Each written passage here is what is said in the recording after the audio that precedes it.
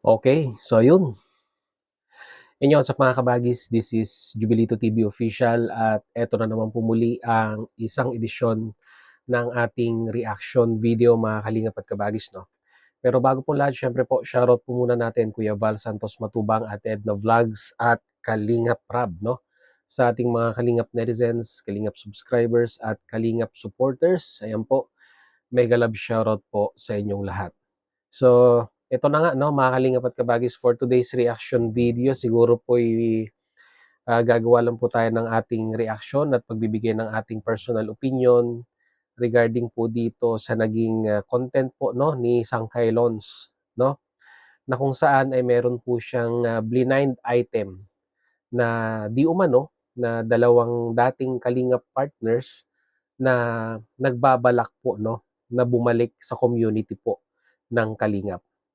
Although maganda naman po yung, pagbibigay niya ng, reaksyon or sabihin na nating pagbibigay ng opinyon sa pagbabalik, planong pagbabalik di umano allegedly dito po sa dating dalawang kalingap partners, nagbigay siya ng kwan, sabihin na nating hint 'no, dito po sa dalawang nagbabalak at, siguro po ay napanood po 'no nung isa sa mga dating kalingap partners ito pong video upload ni Sangkay Lons at nag-live po siya, no? Ibig sabihin, siya po yung nagkauna-unahang nag-react dahil unang-una po sa lahat, siya po ay dating Kalingap partners, no? Mga Kalingap at Kabagis. So, ito po ang tinutukoy ko po dito na nag-react dito po sa reaction video ni Sangkay Lons ay ito nga pong si Marios Vlog, no? Na kung saan ay sabi niya nga po ay wala daw pong katotohanan. Ito pong lumalabas na balita na iiwan o aalis na daw po siya sa community kanyang kinabibilangan, no? To be specific, no? Sorry to mention yung sa Rochelle community po, no?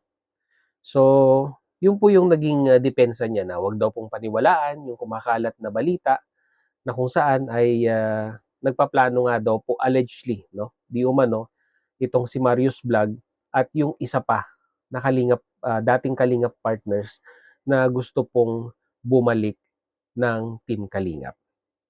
Well, ito ang masasabi ko po dyan mga kalingap at kabagis. No? Yung pagbalik, wala namang pong problema. Di ba? Unang-una po sa lahat, di ba?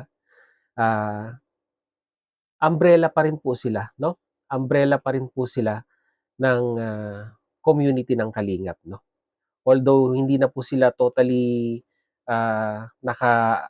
sabihin na nating nakadugtong ang kanilang pangalan sa community ng Kalingap, pero alam naman po natin na nanggaling po sila, no, sa community ng Kalingap. At sino po ba, no, ang nag-distribute ng mga Kalingap partners na yan para mapunta po, no, doon sa community ng Kalingap? Si Kuya Baldi naman po, no? And at the same time, ay yung pong approval ng kanyang pamangkin. Sorry to mention po yung pangalan ay si Rowell of Malalag, no? Yung pagbalik walang problema, 'di ba? As long na nagkaroon ng proper na pag-uusap sa founder po ng Kalingap and at the same time kay Rowell of Malalag, no? Dahil alam naman po natin, 'di ba? Mga Kalingap partners pa rin po sila sa puso, no? Dahil dala-dala pa rin po nila yung programang natutunan po nila kay Kuya Bal Santos Matubang. So ang pinagtataka na lang po natin dito ay paano po, no? Paano po lumabas yung usaping iyon at napag-uusapan at nare-reaksyonan ngayon na di umano ay kuwan nga po itong si Marius Vlog at yung isang dating Kalingap partners ay nagbabalak bumalik sa community ng Kalingap. Ang tanong doon, saan nakuha, no, yung information na iyon?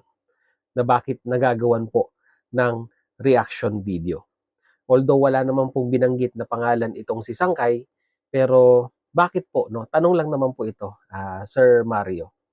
Bakit nag-react ka kaagad, no? Doon po sa naging reaction video po ni Sangkay Lons. At sa nakikinita ko naman po ay wala naman pong masama doon sa mga naging point of view niya sa kanyang reaction video, no?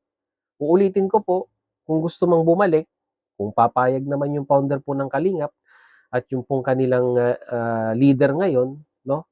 Eh, wala namang problema, no? Kasi may mga factor minsan na nakakapag-decide talaga ng isang dating Kalingap partners ay gustong bumalik sa community po ng Kalingap. Unang-una po sa lahat, mga Kalingap at Kabagis, nandiyan po yung pagbagsak po ng views, 'di ba?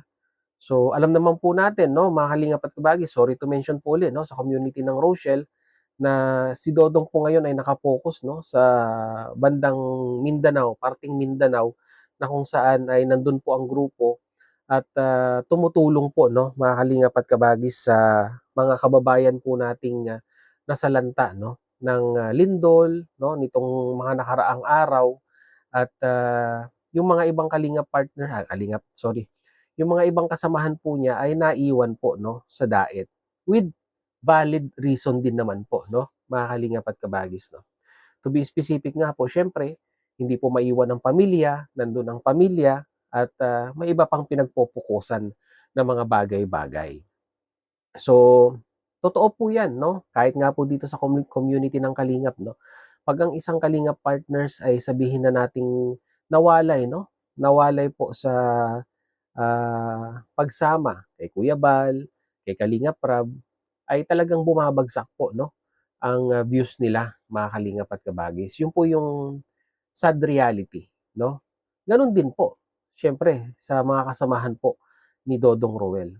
Kung sila po ay nawalay, naiwan, sabihin na natin sa daet, at hindi po sila nakasama ngayon sa kanilang pagtulong diyan po sa Mindanao, ay kuwan po, no, talagang there will be a significant drop of views, no, ika nga, sa kanilang mga channel, kahit ano pa po yung kanilang i-upload siguro. Puwera na lang po siguro kung related pa rin doon po sa kanilang team leader, ika nga, na si Dodong Roel. Sorry to mention po uli yung pangalan, no, mga Kalingap at Kabagis, at sa mga kalangga natin diyan, no.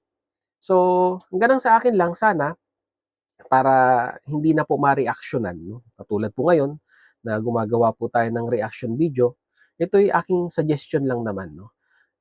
Ito'y napapansin din natin, no, bilang isang reactor sa mga Kalinga partners at sa mga ibang content creator na nagre-react sa mga issue, 'di ba?